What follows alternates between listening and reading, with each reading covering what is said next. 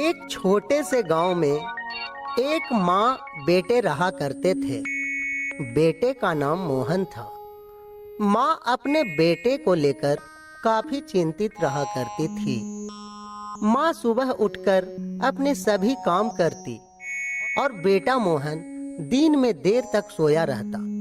फिर उठता, नहाता और जो कुछ भी बना रहता खाकर माँ को बिना बताए अपने दोस्तों के साथ चला जाता।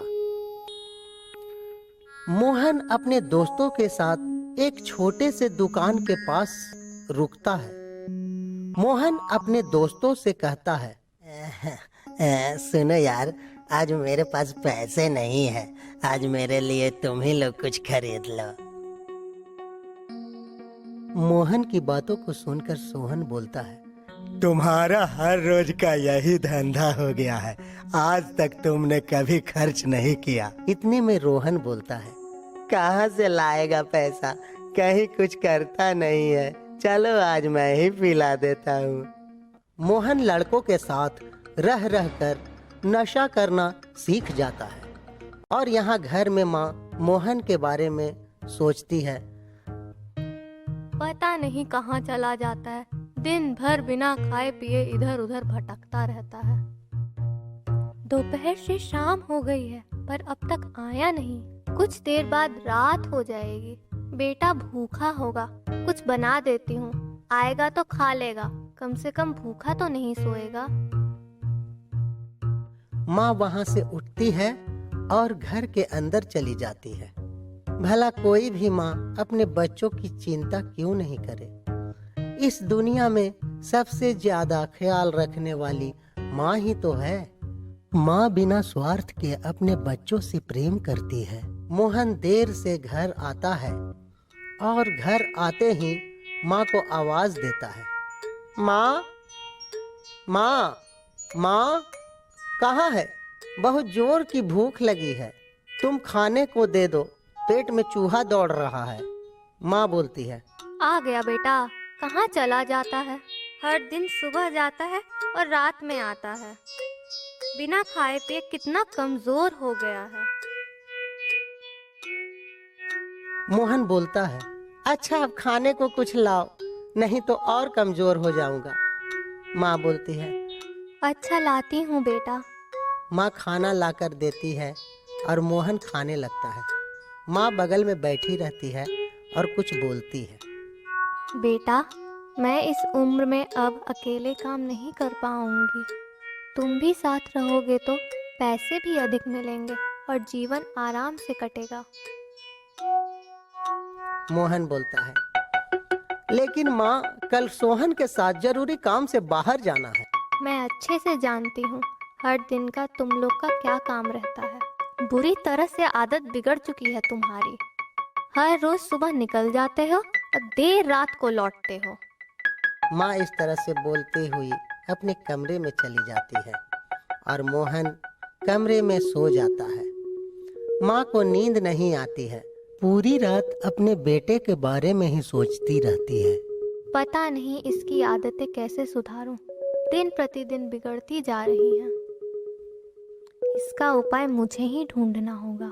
सुबह होती है, पंछी चहचहाने लगते हैं। मोहन की माँ मोहन को सोता छोड़कर घर से कुछ दूर मंदिर की ओर जाने लगती है। वह मंदिर पहुंच जाती है। मंदिर के आचार्य प्रभु के निरंतर जाप में लीन रहते हैं। हरे राम राम राम हरे हरे, हरे कृष्ण कृष्ण कृष्ण हरे हरे। फिर मंदिर के आचार्य की आंखें खुलती है और मोहन की माँ आचार्य को प्रणाम करती है। प्रणाम आचार्य। आचार्य आशीर्वाद देते हैं, कल्याण भवा। आज इतनी सुबह सुबह कैसे आना हुआ? सब कुशल मंगल तो है ना बेटी? मोहन की माँ बोलती है, हाँ आचार्य, सब कुशल मंगल तो है, बस बेटे की चिंता खाई जा रही है। मेरा बेटा मोहन सुबह देर से उठता है, खाना खाता है और बिना बताए दोस्तों के साथ चला जाता है। और रात को देर से लौटता है। मैं कब तक अकेले काम करूंगी? मोहन दोस्तों के साथ रहकर नशा करना भी सीख गया है। भला कोई भी माँ अपने बेटे को गलत रास्ते पे जाते हुए कैसे देख सकती है? अब आप ही कुछ करें आचार्य, आपकी बड़ी कृपा होगी मुझ पर। आचार्य बोलते हैं, ठीक है बेटी, अपने बेटे को मेरे पास लेकर आना, मैं सब ठीक कर दूंगा। मोहन की माँ बोलती है, जी आचार्य, मैं अपने बेटे को लेकर आ जाऊंगी। मोहन की माँ अब मंदिर से घर की ओर लौटती है और उधर मोहन अपनी माँ का इंतजार कर रहा है। मोहन बोलता है, पता नहीं आज माँ सुबह सुबह कहाँ चली गई है, दोपहर होने को है और माँ अभी तक आई नहीं। मोहन परेशान रहता है और माँ उसी समय घर पहुँचती है। मोहन बोलता है, कहाँ चली गई थी माँ? मैं कब से ढूंढ रहा हूँ, भूख भी लगी है और कुछ खाने को नहीं है। माँ बोलती है, एक दिन मैं तुमसे दूर क्या गई कि तुम इतने परेशान हो गए? कभी सोचा है बिना बताए हर रोज जो तुम चले जाते हो मुझ पे क्या बीतती होगी? खैर छोड़ो, मैं खाना बना देती हूँ। और सुनो, आज तुम कहीं नहीं जाओगे। खाना खाने के बाद हम गुरु आचार्य जी के पास चलेंगे। मोहन बोलता है, क्यों माँ, सब ठीक तो है? माँ बोलती है, हाँ बेटा, सब ठीक है, बस गुरु आचार्य ने बुलाया है, हम दोनों को तो जाना ही होगा। माँ खाना बनाती है और माँ बेटे खाना खाते हैं और फिर माँ बेटे आचार्य जी के पास जाने लगते हैं। मोहन और उसकी माँ दोनों आचार्य के पास पहुँच जाते हैं। माँ और बेटे दोनों प्रणाम करते हैं आचार्य जी को। प्रणाम आचार्य। प्रणाम आचार्य। आचार्य आशीर्वाद देते हैं और मोहन से बोलते हैं, कल्याण हो, मेरे पास आओ मोहन और आकर प्रसाद ले लो। यहाँ तो रोज दूर दूर से लोग आते हैं प्रसाद लेने को। आचार्य मोहन और उसकी माँ को प्रसाद देते हैं। मोहन ने गुरु आचार्य से ही ज्ञान प्राप्त किया था। गरीब होने के कारण वह अभी तक गुरु जी को दक्षिणा नहीं दे पाया था। मोहन और उसकी माँ प्रसाद खाकर गुरु जी से जाने की अनुमति मांगते हैं, मगर गुरुजी मोहन को रोकते हैं। रुको मोहन, तुमसे कुछ जरूरी बात करनी है।